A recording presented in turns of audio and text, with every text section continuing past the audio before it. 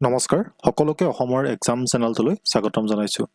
আজি যিটো ভিডিঅ' লৈ আহিছো সেইটো বহুত বেছি ইম্পৰ্টেণ্ট ভিডিঅ' হয়, য'ত আমি সোলাৰ সিস্টেমৰ বিষয়ে অধ্যয়ন কৰিম। সৌৰজগত, যাক অসমীয়াত সৌৰজগত বুলি কোৱা হয়, সৌৰজগতৰ বিষয়ে আমি আজি আলোচনা কৰিম। ইয়াত আমি ইমানো বেছি ডিটেইলছত নাযাওঁ, যিহেতু এক্সামত ইয়াৰ পৰা এটা কুৱেশ্যন আহিব, সেইকাৰণে আমি এই চেপ্টাৰটো লৈ আহিছো।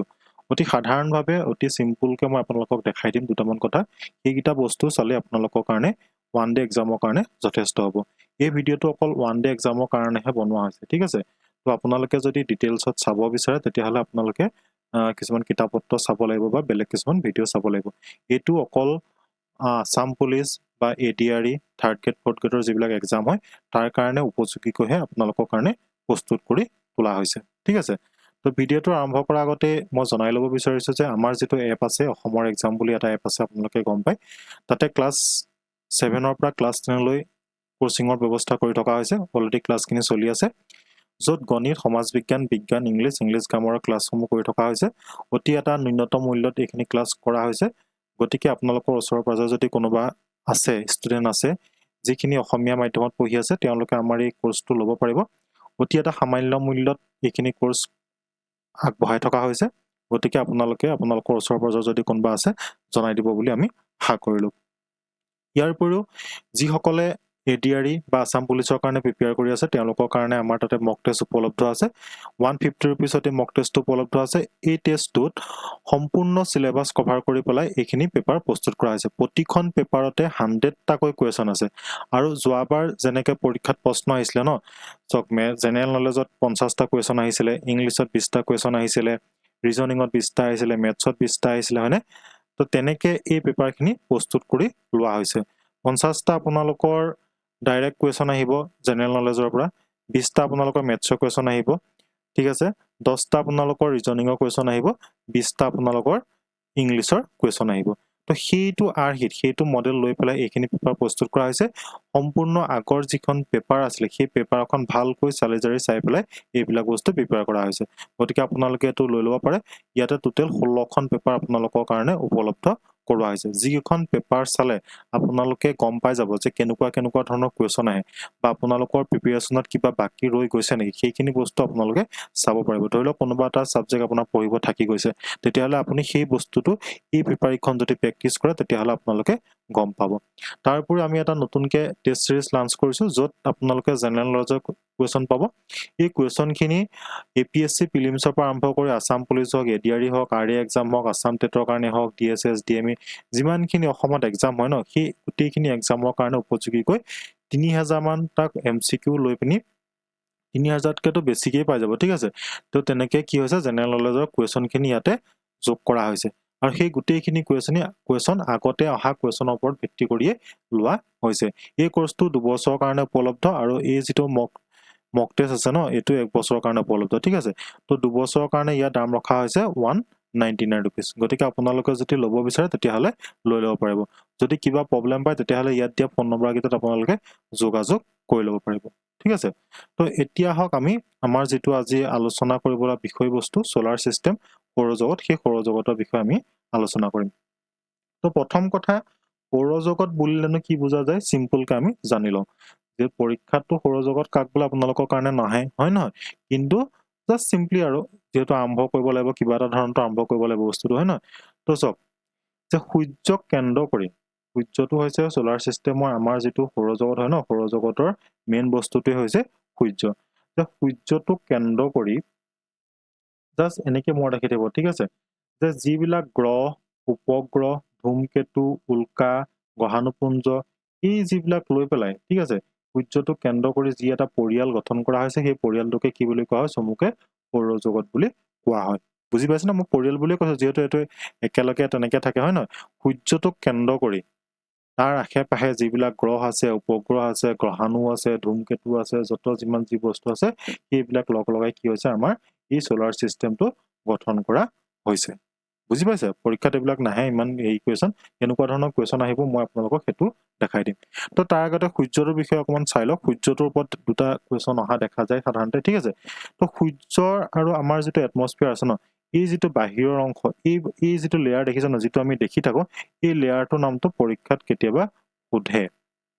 ঠিক আছে। এই যিটো লেয়াৰ দেখিছে, এই যিটো লেয়াৰ, এই লেয়াৰটোৰ নামটো পৰীক্ষাত সাধাৰণতে সোধা দেখা যায় তো এই যেটো লেয়াৰ নাম হৈছে এই লেয়াৰটোৰ নাম হৈছে ফটোস্ফিয়াৰ এটো এনেকে মনত ৰাখিব মই ইফালে লিখি দিছো অকমান এনেকে ঠিক আছে এই নামকেইটা আপোনালোকে নোট কৰিব মই ইয়াতে এনেকে লৈ আনা নাই লিখি পেলাই নিজে আপোনালোকে এটো নিজে লিখি ল'ব লাগিব ঠিক আছে এটো নাম হৈছে ফটোস্ফিয়াৰ আৰু পৰীক্ষাত এই কোৱেশ্যনটো আহে যে এটমস্ফিয়াৰ আৰু সূৰ্যৰ যেটো আৱৰণ হয় ঠিক আছে সূৰ্যৰ যেটো আৱৰণ হয় মানে এই যেটো বৰ্ডাৰ লাইন হয় সেই লাইনটোৰ নামটো কি বুলি কোৱা হয় যেটো আমি দেখি থাকো এটো নাম হৈছে ফটোস্ফিয়াৰ আৰু এই যেটো মাজৰ অংশ সূৰ্যৰ যেটো মাজৰ অংশ তাক কোৱা হয় কোৰ বুলি কোৱা হয় ঠিক আছে আৰু এই যেটো ইয়াৰ সাইডৰ অংশ ইয়াক কোৱা হয় কৰোনা বুলি কোৱা হয় এই তিনটা নাম মনত ৰাখিলে সূৰ্যৰ বিষয়ে যথেষ্ট হৈ যাব ওৱান ডে এক্সামৰ কাৰণে আৰু সূৰ্যৰ যেটো তাপমাত্ৰা এই তাপমাত্ৰাটো হৈছে প্ৰায় 6000 ডিগ্ৰী সেলসিয়াস বুজি পাইছে প্ৰায় 6000 ডিগ্ৰী সেলসিয়াস আৰু সূৰ্যৰ আনুমানিক গড় বয়স 500 কৰোৰ বুলি কোৱা হয় 500 কোটি বছৰ বুলি ইয়াক কোৱা হয় ঠিক আছে আৰু এই যিখিনি মই ডাটা আনিছো এই ডাটাখিনি SCRT বুকৰ পৰা আনিছো বেলেগ একো বুকৰ পৰা নাই ঠিক আছে SCRT বুকৰ পৰা এইখিনি ডাটা আনিছো গতিকে এইখিনি জেনুইন ডাটা বুলি আপোনালোকে ধৰি ল'ব পাৰে ইয়াত বেলেগ একো বস্তু নাই মই কোনো এইবিলাক ওয়েবসাইট বা কিবা তেনেকুৱা পৰা লৈ আনা নাই সম্পূৰ্ণ SCRT যিখন কিতাপ হয় এই কিতাপৰ পৰা আনিছো এইবিলাক আপোনালোকে ক্লাস 6 ত পাব ক্লাস 6 ত ঠিক আছে বলে ভাবিব পাৰে কি ক্লাস 6 ৰ কথা কৈ আছে এইবিলাক বস্তু আজিৰ যিবিলাক কিতাপ আছে তাতে এইবিলাক বস্তু উপলব্ধ আছে বৰ্তমান ঠিক আছে তো সেইবিলাক বস্তু চাব লাগিব তো এতিয়া সূৰ্যৰ বিষয়ে আমি গম পালো হয়নে সূৰ্যটোৰ বিষয়ে যে এই যেটো প্ৰথম যেটো এই যেটো লাইন আছে ন এটো কোৱা হয় ফটোস্ফিয়াৰ তাৰ পিছত এটো কোৱা হয় কৰোনা তাৰ পিছত এই জায়গাটো কোৱা হয় কোৰ আৰু ইয়াৰ যেটো তাপমাত্ৰা হৈছে হেতু হৈছে 6000 ডিগ্ৰী সেলসিয়াস তো হেতু আমি গম পালো পৰীক্ষাত সাধাৰণতে কোৱেশ্যন আহে যে সূৰ্যৰ পৰা আটাইতকৈ ওচৰত থকা গ্ৰহটো কোনটো বা আটাইতকৈ দূৰত থকা গ্ৰহটো কোনটো ঠিক আছে বা কিমান চনত গ্ৰহটো ঠাই দিয়া হল তেনেকুৱা ধৰণৰ কোৱেশ্যনখিনি সৰ্বসাধাৰণতে আহে আমি ইয়াতে যিবিলাক বেলেগ কিবা আছে আমি ইয়াত ইমান আলোচনা কৰিব নালাগে তো কেতিয়াবা একাধিক ক্ৰমে সজাবলৈ আহে বা যোৱাবাৰ মই এটা কোৱেশ্যন দেখিছিলো এনেকে আহিছিলে যে বুধ গ্ৰহ আৰু পৃথিৱী গ্ৰহৰ মাজত থকা গ্ৰহটো কি ঠিক আছে বা শুক্ৰ গ্ৰহৰ অৱস্থান কি তেনেকৈ আহে অপচন দি দিব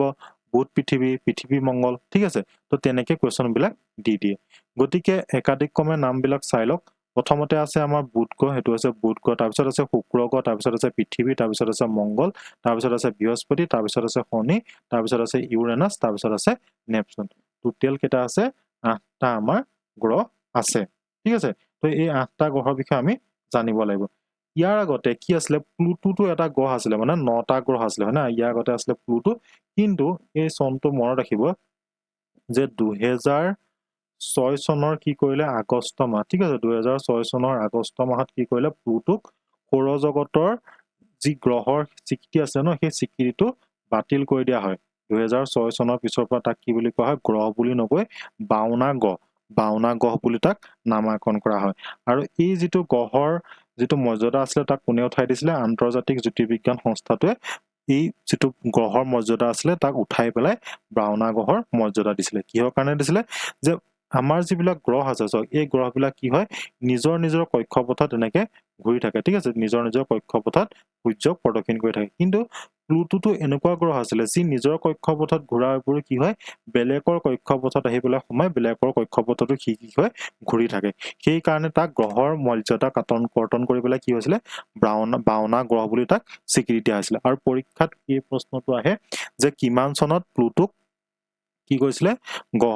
গ্ৰহ বুলি নকৈ বাওনা গ্ৰহ বুলি কোৱা হৈছিল তেতিয়ালে চনটো মনত ৰাখিব 2006 চনৰ আগষ্ট মাহ এই প্ৰশ্নটো কিন্তু খুব বহুতে বেছি ইম্পৰ্টেন্ট হয় সেইকাৰণে মই আপোনালোকৰ কাৰণে এটো লৈ আহিছো ঠিক আছে তাৰপৰি এটা কথা ক'ব থাকি গৈছিলে যে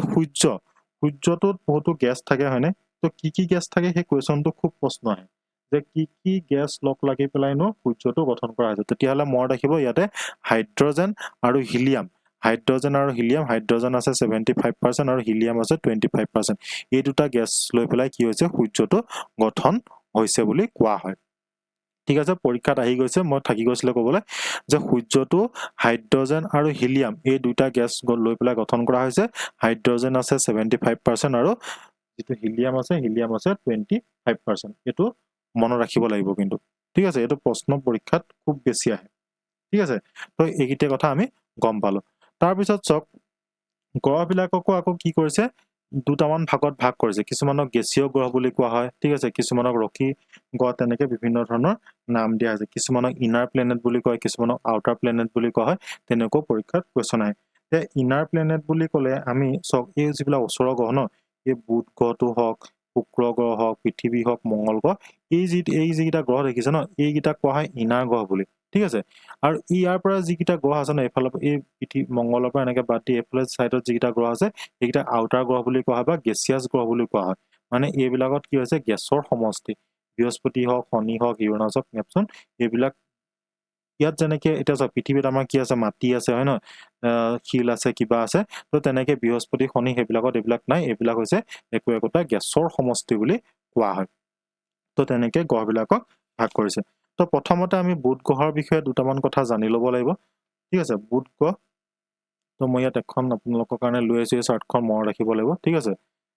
এই চাৰ্টখন চাওক এই চাৰ্টখন বহুত বেছি ইম্পৰ্টেণ্ট ইয়াৰ পৰা পৰীক্ষাত আপোনালোকে এটা কুৱেশ্যন 100% পাবই পাব ঠিক আছে তো প্ৰথমতে চাওক বুধ গ্ৰহৰ বিষয়ে তো গ্ৰহবিলাকে কি কৰে নিজৰ নিজৰ কক্ষপথত চাওক এতিয়া এই বুধ গ্ৰহটো দেখিছেনে ই কি কৰে পৃথিৱী চাৰিফালেও ঘূৰে আৰু নিজৰ যিটো কক্ষপথ আছে ন বা নিজৰ যিটো কক্ষপথত আছে বা নিজেও কি কৰে ই এনেকে ঘূৰি থাকে নিজেও ঘূৰি থাকে সি আৰু এই সূৰ্যকো সি প্ৰদক্ষিণ কৰি থাকে আহ্নিক গতি আৰু বাৰ্ষিক গতি বুলি আপোনালোকে শব্দ দুটা শুনিছে হয় নহয় বাৰ্ষিক গতি মানে কি যে পৃথিৱীখনে সূৰ্যক চাৰিওফালে ঘূৰিবলৈ যিমান সময় লয় সেইটো হৈছে বাৰ্ষিক গতি আৰু নিজৰ কক্ষপথত থাকি এনেকে নিজে নিজে ঘূৰিবলৈ যিমান সময় লয় তাক কোৱা হয় আহ্নিক গতি বুলি হয়নে তো কিমান সময় লয় আমি সেইবিলাক পঢ়িম এতিয়া তো এই বস্তুটো কিন্তু মনত ৰাখিব লাগিব যে সি নিজেও ঘূৰি থাকে আৰু সূৰ্যৰ চাৰিওফালেও সি প্ৰদক্ষিণ কৰে ঠিক আছে সেই বস্তুটো জানিব লাগিব তো এই সূৰ্যৰ পৰা এই বুধ গ্ৰহলে পোহৰ আহিবলৈ কিমান টাইম লয় সেই প্ৰশ্নটো মই পৰীক্ষাত অহা দেখিছো যে সূৰ্যৰ পৰা পোহৰটোতো ডাইৰেক্ট কেনেকে এক ছেকেণ্ডত আহি নাপাহি ন কিমান সময় লাগে সূৰ্যৰ পৰা বুধ গ্ৰহলৈ পোহৰ আহিবলৈ কিমান সময় লাগে বুলি পৰীক্ষাত কেতিয়াবা প্ৰশ্ন আহে আৰু এইটো মনত ৰাখিব 3 মিনিট 2 ছেকেণ্ড সময় লাগে সূৰ্যৰ পৰা বুধ গ্ৰহলৈ পোহৰ আহিবলৈ 3 মিনিট 2 ছেকেণ্ড সময় লাগে আৰু এইটো আপোনালোকে নোট কৰি লওক বহুত ইম্পৰ্টেণ্ট কুৱেশ্যন হয় ঠিক আছে মই যিবিলাক আজি কথা কম বেছি দীঘল নকৰোঁ এইটো ইমান দীঘলীয়া বস্তু নহয় ইয়াৰ পৰা ইমান বেছি কুৱেশ্যন নাহে আৰু যিকেইটা আহে মই আজি ইয়াত গোটেইকেইটা আপোনালোকক আলোচনা কৰি দিম তো এইটো নোট কৰক যে সূৰ্যৰ পৰা বুধ গ্ৰহলৈ পোহৰ আহিবলৈ কিমান সময় লাগে তেতিয়াহ'লে আমি কি বুলি ক'ব লাগিব 3 মিনিট 2 ছেকেণ্ড সময় লাগে তাৰ উপৰিও এই যিটো বুধ গ্ৰহ আছে ন এই বুধ গ্ৰহটোৱে নিজে নিজে ঘূৰিবৰ কাৰণে ইয়াক সময় লাগে প্ৰায় 58 দিন পৃথিৱীৰ হিচাপত ঠিক আছে পৃথিৱীৰ হিচাপত 58 দিন আৰু সূৰ্যক ই চাৰিফালে ঘূৰিবলৈ ইয়াক সময় লাগে 88 দিন 88 দিনত সি কি হয় পৃথিৱী পৰিভ্ৰমণ কৰে এইবিলাক প্ৰশ্ন নিজে কিমান সময় লাগে সেইটো প্ৰশ্ন নাহে কিন্তু সূৰ্যক প্ৰদক্ষিণ কৰিবলৈ কিমান সময় লাগে সেই প্ৰশ্নটো অহাৰ কিন্তু চান্স থাকে বুজি পাইছে যে বুধ গ্ৰহে সূৰ্যক প্ৰদক্ষিণ কৰিবলৈ কিমান পৃথিৱীৰ হিচাপত কিমান দিন সময় লয় এই যিবিলাক দিন যে কৈ আছো বা সময় কৈ আছো এইবিলাক সকলো বস্তু পৃথিৱীৰ হিচাপত ঠিক আছে আৰু বুধ গ্ৰহে নিজৰ যি কেন্দ্ৰবিন্দু এটা চাওক আমাৰ পৃথিৱীখন এনেকে হয় নহয় এনেকে গোলকটো দেখিছে এনেকে আমি কি কৰোঁ এনেকে ঘূৰাব পাৰোঁ হয় নহয় ঠিক তেনেকে সেইটো কি মানে নিজৰ মেৰুদণ্ডত থাকি নিজৰ ইয়াত থাকি পেলাই এনেকে নিজে নিজেও ঘূৰে ঠিক তেনেকেতো বুধক তেনেকে ঘূৰিবৰ কাৰণে এপাক সম্পূৰ্ণ ঘূৰিবৰ কাৰণে কিমান লাগে বুলি কৈছে 58 দিন সময় লয় বুলি কৈছে কিন্তু ই গোটেই সূৰ্যক প্ৰদক্ষিণ কৰিবলৈ কিন্তু 88 দিনহে সময় লয় বুজি পাইছে তাৰপিছত বুধৰ পিছত যিটো গ্ৰহ আছে সেই গ্ৰহটো হৈছে শুক্ৰ গ্ৰহ ইয়াতে চাওক এইটো চাব লাগিব অকণমান এইটো চাওক বুধৰ এইটো মনত ৰাখিব যে সূৰ্যৰ চাৰিফালে ঘূৰিবলৈ 88 দিন সময় লয় আৰু ইয়াৰ কোনো উপগ্ৰহ নাই এই বস্তুটো আপোনালোকে মনত ৰাখিব লাগিব যে উপগ্ৰহ মানে হৈছে চাওক আমাৰ পৃথিৱীৰ যেনেকে উপগ্ৰহ আছে চন্দ্ৰটো হয় নহয় ঠিক তেনেকে বুধৰ কি আছে তেনেকুৱা কোনো উপগ্ৰহ নাই মানে বুধৰ কোনো মুন নাই পৰীক্ষাত আহিব পাৰে যে বুধৰ উপগ্ৰহ কেইটা অপশ্যন দি দিব 4টা 2টা 3টা 1টা বোলে নাই তো তেতিয়াহ'লে আমি কি ক'ব লাগিব নাইট টিক কৰিব লাগিব নেক্সট আহিলে শুক্ৰ গ্ৰহ এই শুক্ৰ গ্ৰহটো এইটো চাওক এইটো হৈছে শুক্ৰ গ্ৰহ দেখিছেনে আপোনালোকে যে কয় পুৱতি তৰা বুলি যে আমি যে কওঁ গম পাইছে না পুৱতি তৰা আপোনালোকে হয়তো দেখিছে ৰাতিপুৱা শুই যিবিলাকে সোনকালে শুই উঠাৰ অভ্যাস আছে তেওঁলোকে পুৱতি তৰা বহুতে দেখিছে ঠিক আছে তো এইটো চাওক শুক্ৰ গ্ৰহৰো তেনেকৈ কি হৈছে পৃথিৱীৰ ইয়াক যমজ বুলি কোৱা হয় ঠিক আছে ভনীয়েক বুলিও বহুতে কয় পৃথিৱীৰ যমজ বুলি ইয়াক কোৱা হয় শুক্ৰ গ্ৰহক পৃথিৱীৰ যমজ বুলি কয় বহুতে ইয়াক কি বুলি কয় আৰু ভূটা তৰা বুলি কয় হাজলি তৰা বুলি কয় ঠিক আছে শুক্ৰ গ্ৰহৰ এটা বহুত ডাঙৰ বৈশিষ্ট্য আছে সেই বৈশিষ্ট্যটোৰ কাৰণে ইয়াৰ ওপৰত কুৱেশ্যন আহে যে আমাৰ যিবিলাক গ্ৰহ আছে এই গ্ৰহবিলাক কি হয় এটা বস্তু চাব ক্লকৱাইজ আৰু এণ্টি ক্লকৱাইজ আপোনালোকে বুজি পায় ন তো এনেকৈ যেতিয়া ঘূৰে তাক কি বুলি কোৱা হয় এণ্টি ক্লক বুলি কোৱা হয় এতিয়া যেতিয়া এনেকৈ ঘূৰে তেতিয়া ইয়াক কোৱা হয় ক্লকৱাইজ বুজি পাইছেনে তো আমাৰ যিবিলাক গ্ৰহ আছে সেই গ্ৰহবিলাক এনেকৈ এণ্টি ক্লকৱাইজ ঘূৰে মানে পশ্চিমৰ পৰা পূবলৈ এনেকৈ ঘূৰে ঠিক আছে পশ্চিমৰ পৰা পূবলৈ ঘূৰে কিন্তু শুক্ৰ গ্ৰহটো এনেকুৱা এটা গ্ৰহ যি নেকি পূবৰ পৰাহে পশ্চিমলৈ ঘূৰে বুজি পাইছে ইয়াৰ লগতে আৰু এটা গ্ৰহ আছে ইউৰেনাছটো তেনেকৈ ঘূৰে এই পূবৰ পৰা সি পশ্চিমলৈ ঘূৰে ঠিক আছে এই বস্তুটো ওলোটা হয় কিন্তু আমাৰ পৃথিৱীখন কি কয় আমাৰ পৃথিৱীখন পশ্চিমৰ পৰা পূবলৈ এনেকৈ ঘূৰে মানে এইটো এণ্টি ক্লকৱাইজ ঘূৰে ঠিক আছে কিন্তু এই যিবিলাক শুক্ৰ গ্ৰহ আছে বা ইউৰেনাছ আছে এই গ্ৰহবিলাক কি কৰে ইয়াতে মই দেখাই দিছোঁ চাওক যে এইটো হৈছে ক্লকৱাইজ যেতিয়া এনেকৈ এইটো মই অকণ চফা কৰি দিছোঁ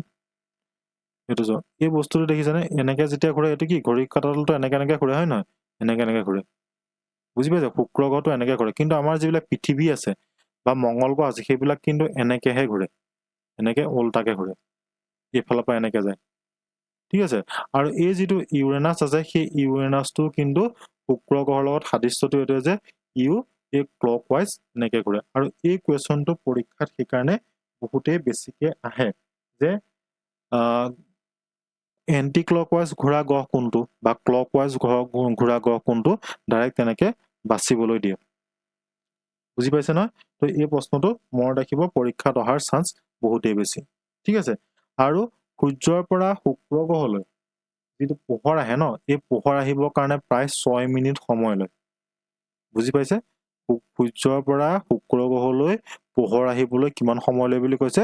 6 মিনিট সময় ই লয় ঠিক আছে তাৰপিছত নেক্সট হৈ গ'ল পৃথিৱীক কি বুলি কোৱা হয় নীলা গ্ৰহ বুলি কোৱা হয় ঠিক আছে পৃথিৱীক কোৱা হয় নীলা গ্ৰহ আৰু পৃথিৱীয়ে কিমান সময়ত 300 এইটো নোট কৰি ৰাখিব বহুতে 365 দিন বুলি কয় ন পৰীক্ষাত আজিকালি কি কয় 365 দিন বুলি নাহে যে পৃথিৱীয়ে সূৰ্যক প্ৰদক্ষিণ কৰিবলৈ কিমান সময় লয় তো ইয়াৰ পিছতো কিছুমান আছে 365 দিন 5 ঘণ্টা 48 মিনিট 45 to 47 ছেকেণ্ড এইটো মনত ৰাখিব ঠিক আছে যে পৃথিৱীয়ে সূৰ্যক প্ৰদক্ষিণ কৰিবৰ কাৰণে কিমান সময় লয় বুলি যদি প্ৰশ্ন সোধে তেতিয়াহ'লে একজেক্ট যদি আপোনালোকক সোধে একজেক্ট যদি ফিগাৰ দি দিয়ে তেতিয়াহ'লে আমি কি ক'ব লাগিব 365 দিন 5 ঘণ্টা 48 মিনিট 45 পৰা 47 ছেকেণ্ড এইটো মনত ৰাখিব লাগিব পৰীক্ষাত এনেকুৱা ধৰণৰ কুৱেশ্যনবিলাক আজিকালি সুধিবলৈ লৈছে ঠিক আছে আজিকালি প্ৰায় এনেকুৱা ধৰণৰ কুৱেশ্যনবিলাক সুধিবলৈ লৈছে আৰু সূৰ্যৰ পৰা পৃথিৱীলৈ পোহৰ আহোঁতে কিমান টাইম লাগে সেইটো এটা বহুত কমন কুৱেশ্যন সেইটো হৈছে 8 মিনিট প্ৰায় 20 ছেকেণ্ড 8 মিনিট 20 ছেকেণ্ড সময় লয় পৃথিৱীৰ পৰা সূৰ্যলৈ পোহৰ আহোঁতে প্ৰায় কিমান সময় লয় বুলি কৈছোঁ 8 মিনিট 20 ছেকেণ্ড সময় লয় আৰু নিজে ঘূৰিবলৈ পৃথিৱীখনে নিজক এপাক ঘূৰিবৰ কাৰণে কিমান সময় লয় 23 ঘণ্টা 56 মিনিট 4 ছেকেণ্ড এইটো মনত ৰাখিব আমি যে কওঁ 24 ঘণ্টাত কি হয় এপাক ঘূৰে বুলি 23 ঘণ্টা 56 মিনিট 4 ছেকেণ্ড ঠিক আছে এই ডাটাটো একজেক্ট আপোনালোকে নোট কৰিব আকৌ এবাৰ মই লিখি দিছোঁ যে যিটো আমি বাৰ্ষিক গতি বুলি কওঁ মানে পৃথিৱীখনে সূৰ্যটোক এইটো হৈছে সূৰ্য এখন হৈছে পৃথিৱী ইয়াক সম্পূৰ্ণ এপাক ঘূৰিবৰ কাৰণে এণ্টি ক্লকৱাইজতে ঘূৰিব এপাক ঘূৰিবৰ কাৰণে সময় কিমান লয় বুলি কৈছে 365 দিন 5 ঘণ্টা 48 মিনিট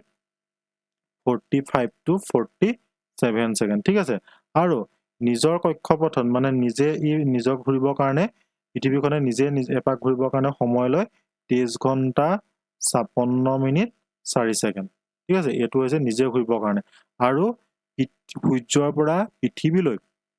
পোহৰ আহোঁতে সময় লয় কিমান 8 মিনিট 20 ছেকেণ্ড তো এইকেইটা কথা মনত ৰাখিব লাগিব আৰু পৃথিৱীক কি বুলি কোৱা হয় ব্লু প্লেনেট বুলিও কোৱা হয় ব্লু প্লেনেট বুলি ইয়াক কোৱা হয় ঠিক আছে ব্লু প্লেনেট বুলি ইয়াক কোৱা হয় তো এইকেইটা কথা মনত ৰাখিলে পৃথিৱীৰ কাৰণে যথেষ্ট মানে সোলাৰ সিস্টেমৰ ভিতৰত আমি এইটো কথাই জানিব লাগে ঠিক আছে তাৰ পিছত আমি চাম মঙ্গল গ্ৰহটো বহুত এটা ইম্পৰ্টেন্ট গ্ৰহ হয় যে মঙ্গল গ্ৰহক কি বুলি কোৱা হয় ৰঙা গ্ৰহ বুলি কোৱা হয় আপোনালোকে হেতু হয়তো ক'ৰবাত পাইছে হয়নে পৰীক্ষাত সোধে যে ৰেড প্লেনেট বুলি কোনটো গ্ৰহক কোৱা হয় তেতিয়াহলে আমি কাৰ কথা ক'ব লাগিব মঙ্গল গ্ৰহৰ কথা ক'ব লাগিব দেখাত দেখিছেন এটো ৰঙচুৱা টাইপৰ সেইকাৰণে ইয়াক কি বুলি কোৱা হয় মঙ্গল গ্ৰহ বুলি কোৱা হয় পৃথিৱীৰ উপগ্ৰহৰ সংখ্যা এটা এটো গম পালে মঙ্গলৰ উপগ্ৰহৰ সংখ্যা হৈছে দুটা ইয়াৰ উপগ্ৰহ আছে ইয়াতে মই এখন চাৰ্টখন লৈ আনিছো এখন স্ক্ৰিনশ্বট মাৰি থব যে শুক্ৰ গ্ৰহৰ নাইকিয়া বুধৰ নাইকিয়া পৃথিৱীৰ আছে এটা মঙ্গল গ্ৰহৰ আছে দুটা মঙ্গল গ্ৰহে সূৰ্যক চাৰিফালে এপাক ঘূৰিবলৈ সূৰ্যৰ চাৰিফালে ঘূৰিবলৈ কিমান সময় লয় 687 দিন এটো পৃথিৱী 687 দিন কি হয় ঘূৰিলে সি সূৰ্যৰ চাৰিফালে এপাক ঘূৰা হয় আৰু নিজে ই ঘূৰিবৰ কাৰণে নিজৰ যেটো ঘূৰিবৰ কাৰণে ইয়াক সময় লয় কিমান গম পায়নে ই লয় 24 ঘণ্টা 37 মিনিট 24 ঘণ্টা 37 মিনিট ই নিজকে এই নিজৰ কেন্দ্ৰত চাৰিফালে ঘূৰিবৰ কাৰণে ই কিমান সময় লয় 24 ঘণ্টা 37 মিনিট সময় লয় ঠিক আছে আৰু ইয়াৰ দুটা উপগ্ৰহ আছে মঙ্গল গ্ৰহৰ উপগ্ৰহৰ সংখ্যা আছে দুটা আৰু মঙ্গল গ্ৰহ আৰু পৃথিৱী গ্ৰহৰ সাদৃশ্যটো কি যে ইয়াতো মানুহৰ বসতিৰ বিষয়ে মানে বসতি সম্ভৱ হ'বনে নহয় সেই বিষয়ে অধ্যয়ন কৰি থকা হৈছে পৃথিৱীৰ সৈতে পাই একে হয় নহয় মঙ্গল গ্ৰহ ঠিক আছে নেক্সট আহি গ'ল বৃহস্পতি সবতকে ডাঙৰ গ্ৰহ হয় যে সৌৰজগতৰ সবতকে ডাঙৰ গ্ৰহ বুলি ক'লে আমি কাৰ কথা কওঁ বৃহস্পতি গ্ৰহৰ কথা কওঁ এইটো হৈছে বৃহস্পতি গ্ৰহ ঠিক আছে ইয়াটো হৈছে বৃহস্পতি গ্ৰহ তো বৃহস্পতি গ্ৰহৰ এটা কাহিনী এইটো বহুত ঠাণ্ডা হয় ঠিক আছে যে সূৰ্যৰ পৰা ইয়াৰ যেহেতু এটা দূৰত্ব এটা আছে অলপ দূৰত্বত আছে গতিকে ই অলপ ঠাণ্ডা হয় আৰু ই নিজে এপাক ঘূৰিবৰ কাৰণে 9 ঘণ্টা 55 মিনিটে সময় লয় কিন্তু ঠিক আছে নিজে ঘূৰিবৰ কাৰণে এই 9 ঘণ্টা 55 মিনিট সময় লয় ঠিক আছে উপগ্ৰহৰ ভিতৰত সবতকে যেটো ডাঙৰ উপগ্ৰহ এটোৰ নাম হৈছে গিনিমেড ঠিক আছে গিনিমেড সৌৰজগতৰ সবতকে ডাঙৰ যেটো উপগ্ৰহ হৈছে সেই উপগ্ৰহটো আপোনালোকে নোট কৰি লওক গিনিমেড আৰু এই গিনিমেডটো ক'ত আছে জুপিটাৰত আছে বৃহস্পতি গ্ৰহতে এটো আছে সৌৰজগতৰ সবতকে ডাঙৰ উপগ্ৰহ ঠিক আছে পৰীক্ষাত সুধিব পাৰে যে সৌৰজগতৰ সবতকে ডাঙৰ মুন বুলি সুধিব পাৰে সৌৰজগতৰ সবতকে ডাঙৰ মুন বা উপগ্ৰহটোৰ নাম কি হৈছে হেতু হৈছে গিনিমেড সেকেন্ডত আছে টাইটান আছে সেটান বহুত আমি পঢ়িম এটো তো গিনিমেড হৈছে জুপিটাৰৰ বৃহস্পতিত থকা এটা উপগ্ৰহ আৰু হি হৈছে সৌৰজগতৰ সবতকে ডাঙৰ উপগ্ৰহ ঠিক আছে তো জুপিটাৰৰ বিষয়ে কিমানখিনি বস্তু জানিলে যথেষ্ট তাৰপৰি ইয়াতে কেটা উপগ্ৰহ আছে ইয়াতে আছে 95টা উপগ্ৰহ ঠিক আছে এই কিতাপত 57টা বুলি লিখা আছে কিন্তু বৰ্তমান 95টা ইয়াৰ উপগ্ৰহ হয় বৃহস্পতিয়ে সূৰ্যৰ চাৰিফালে ঘূৰিবৰ কাৰণে ইয়াক 12 বছৰ সময় লয় পৃথিৱী হিচাপত 12 বছৰ সময় লয় ঠিক আছে আৰু নিজৰ কেন্দ্ৰত ৰাখি পেলাই সি নিজে ঘূৰিবলৈ কিমান সময় লয় 9 ঘণ্টা 55 মিনিটে মাত্ৰ কিন্তু সময় লয় ঠিক আছে এটো মন ৰাখিব তাৰ পিছত আহি গ'ল শনি গ্ৰহত চক ইয়াতে নিজে পৃথিৱীৰ চাৰিফালে ঘূৰিবৰ কাৰণে সূৰ্যৰ চাৰিফালে ই ঘূৰিবৰ কাৰণে কিমান সময় লয় 29 বছৰ সময় লয় আৰু ইয়াৰ উপগ্ৰহৰ সংখ্যা হৈছে 146টা শনি গ্ৰহৰ সবতকে যেটো ডাঙৰ উপগ্ৰহ হৈছে ন সেই উপগ্ৰহটোৰ নাম হৈছে টাইটান মই আপোনালোকক এতিয়া কৈছিলো হয়নে টাইটান হৈছে সবতকে ডাঙৰ টাইটান হৈছে শনি গ্ৰহৰ সবতকে ডাঙৰ উপগ্ৰহ গিনিমেডক বাদ দি মানে সেকেন্ডত আহিছে গিনিমেড হৈছে ফাৰ্স্ট যেটো আছে বৃহস্পতি গ্ৰহত আৰু টাইটান হৈছে সেকেন্ডটো আৰু শনি গ্ৰহক কি বুলি কোৱা হয় ৰিং প্লেনেট বুলিও কিন্তু কোৱা হয় এটো এটা নোট কৰিবলগীয়া কথা ঠিক আছে শনি গ্ৰহক কি বুলি কৈছো মই ৰিং প্লেনেট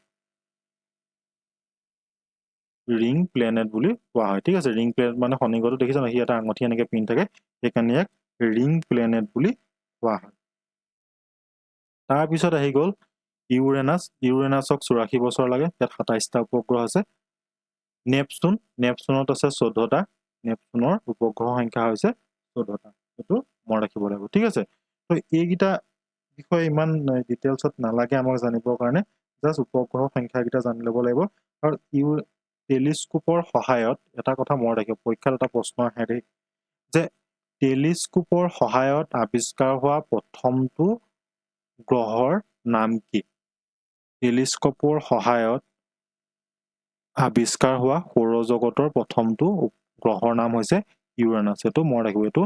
টেলিস্কোপৰ সহায়ত আৱিষ্কাৰ হোৱা প্ৰথমটো গ্ৰহ ঠিক আছে তো ইমানখিনি বস্তু জানিলে সৌৰজগতৰ বিষয়ে আমাৰ কাৰণে যথেষ্ট তাৰ উপৰিও চন্দ্ৰত মানে দুটামান কুৱেশ্যন আহে চন্দ্ৰৰ ওপৰত যেহেতু আমাৰ চন্দ্ৰযান পঠাইছে কিবা পঠাইছে হয় নহয় তো গেলিলিওৱে কেতিয়া চন্দ্ৰ পৰ্যবেক্ষণ কৰিছিল বুলি প্ৰশ্ন আহে ঠিক আছে 1600 এইটো মনত ৰাখিব 1609 চনত কি কৰিছিলে গেলিলিওৱে প্ৰথম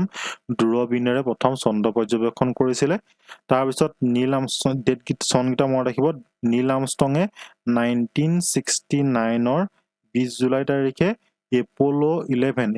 11 মহাকাশযানেৰে কি কৰিছিলে চন্দ্ৰত পদাৰ্পণ কৰা প্ৰথমজন মানুহ আছিলে চন্দ্ৰত পদাৰ্পণ কৰা প্ৰথমজন মানুহৰ নাম কি আছিলে নীল আৰ্মষ্ট্ৰং আৰু তেখেত কেতিয়া গৈছিলে 1969 চনৰ 20 জুলাই তাৰিখে আৰু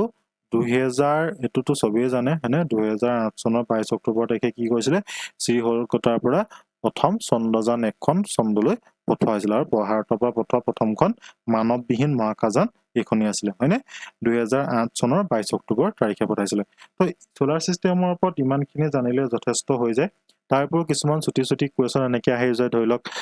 সৌৰজগতৰ সবতকৈ ডাঙৰ গ্ৰহ কোনটো তেতিয়াহ'লে আমি কিয় কথা ক'ব লাগিব জুপিটাৰৰ কথা ক'ব লাগিব সৌৰজগতৰ সবতকৈ ডাঙৰ গ্ৰহ বুলি ক'লে আমি জুপিটাৰৰ কথা ক'ব লাগিব হয় নহয় বৃহস্পতিৰ কথা ক'ব লাগিব সৌৰজগতৰ আটাইতকৈ সৰু গ্ৰহ কোনটো তেতিয়াহ'লে আমি বুধ গ্ৰহৰ কথা ক'ব লাগিব পৰীক্ষাত ডাইৰেক্ট কুৱেশ্যন তেনেকৈ আহে যে সৌৰজগতৰ সবতকৈ সৰু গ্ৰহ কোনটো তেতিয়াহ'লে আমি বুধৰ কথা ক'ব লাগিব সবতকৈ ডাঙৰ হৈ গৈছে বৃহস্পতি তাৰপিছত কেতিয়াবা আহে যে সৌৰজগতৰ সবতকৈ ব্ৰাইটেষ্ট ঠিক আছে সবতকৈ উজ্জ্বল যেটো গ্ৰহ সেই গ্ৰহ কোনটো তেতিয়াহ'লে এইটো কথা ক'ব লাগিব শুক্ৰ গ্ৰহ এটোতো গম পাইছে হয় নহয় কাৰণ ৰাতিপুৱা যিসকলে সোনকালে শুইছে তেওঁলোকে দেখিছে ভোটা তৰা বুলি কোৱা হয় পুৱতি তৰা বুলি কোৱা হয় তো শুক্ৰ গ্ৰহক কি বুলি কোৱা হয় ব্ৰাইটেষ্ট যেটো গ্ৰহ বুলি ইয়াক কোৱা হয় আৰু সবতকৈ ঠাণ্ডা গ্ৰহটো হৈছে নেপচুন যেহেতু সূৰ্যৰ পৰা ইয়াৰ দূৰত্ব সবতকৈ বেছি গতিকে নেপচুনক কি বুলি কোৱা হয় কোল্ডেষ্ট প্লেনেট বুলি কোৱা হয় তাৰপিছত ৰঙা গ্ৰহ বুলিতো আমি গম পালো ৰঙা গ্ৰহ হৈছে মংগল গ্ৰহ সেইটো বিষয়ে আমি গম পালো হয়নে আৰু পৃথিৱীৰ যমজ বা সিস্টাৰ বুলি কাক কোৱা হয় ভেনাছক কোৱা হয় এইকেইটা বস্তু আপোনালোকে মনত ৰাখিব লাগিব ঠিক আছে এইকেইটা বস্তু বহুতেই বেছি ইম্পৰ্টেন্ট হয় আৰু পৰীক্ষাত সাধাৰণতে এনেকুৱা ধৰণৰ কুৱেশ্যন বিলাকে আহে ইয়াৰ বাহিৰে তেনেকুৱা কুৱেশ্যন অহা মই দেখা নাই ঠিক আছে তো বেছি দেৰি নকৰো ইমানখিনি আছিলে এইখিনি বস্তু যদি আপোনালোকে ভালকে চাই যায় তেতিয়াহ'লে সোলাৰ সিস্টেমৰ বিষয়ে আৰু বেলেগকে ওৱান ডে এক্সামৰ কাৰণে চাবলগীয়া নাই বিশেষকৈ এই বস্তু নামকেইটা ন এই নামকেইটা আপোনালোকে চিৰিয়েলি মনত ৰাখিবলৈ চেষ্টা কৰিব যেতিয়া চিৰিয়েলি মনত ৰাখিবলৈ চেষ্টা কৰিব তেতিয়া আপোনালোকৰ কাৰণে গোটেইখিনি ক্লিয়াৰ হৈ যাব আৰু এই উপগ্ৰহ সংখ্যাটো ন এই উপগ্ৰহ সংখ্যাটো চাব বুধ আৰু শুক্ৰটো নাই বুলি গমেই পালে সবতকৈ বেছি বৰ্তমান শনিৰ আছে 146টা আছে ঠিক আছে 146টা আছে বৰ্তমান শনি গ্ৰহৰ উপগ্ৰহ সংখ্যা হৈছে 146 আৰু এটো 2023 চনৰ ডাটা হয় শনি গ্ৰহৰ সবতকৈ উপগ্ৰহ সংখ্যা বেছি হয় পৰীক্ষাত ডাইৰেক্ট কুৱেশ্যন আহে এইবিলাক বুধ শুক্ৰ পৃথিৱী মংগল বৃহস্পতি শনি ইউৰেনাছ নেপচুন সদায় পঢ়িয়ে থাকে আপোনালোকে জানিয়ে থাকে হয় নহয় তো গতিকে ইয়াৰ পৰা কুৱেশ্যন আহিলে আপোনালোকে এটা কুৱেশ্যন আহিবই 100% চিয়ৰ গতিকে 1 নম্বৰ আপোনালোকে কনফাৰ্ম বুলি ধৰি লওক যদিহে আপোনালোকে বস্তুখিনি ভালদৰে বুজি পাইছে ঠিক আছে তো আজিলৈ ইমানখিনি আছিলে ইমানখিনি সময় আমাক দিয়াৰ বাবে আপোনাক ধন্যবাদ জনাইছো